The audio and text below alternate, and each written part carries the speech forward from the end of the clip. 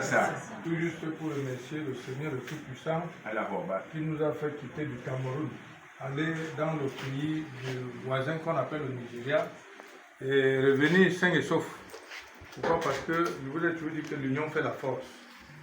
Et nous remercions les autorités nigériennes qui ont connu les valeurs d'Antrassa, dans lesquelles aujourd'hui nous avons déjà une base au Nigeria.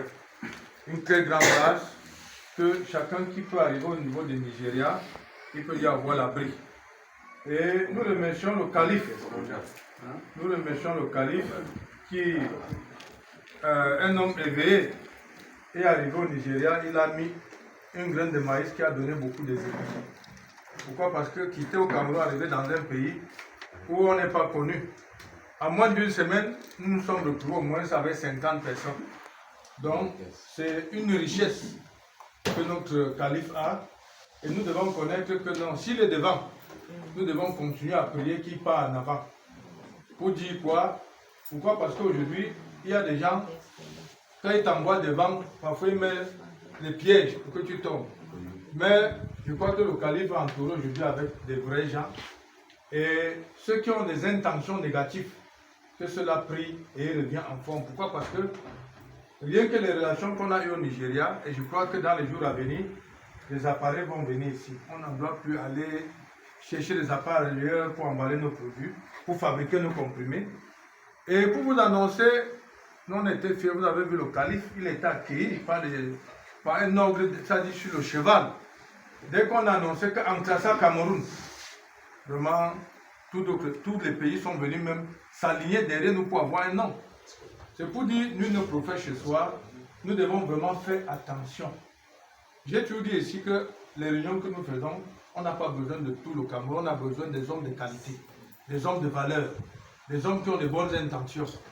Et nous remercions notre jeune frère Temfak qui a sorti un livre pour édifier notre médecine et qui est le secrétaire général ici au Cameroun, au reposant. C'est une grâce. Et c'est un enfant que nous avons élevé ici.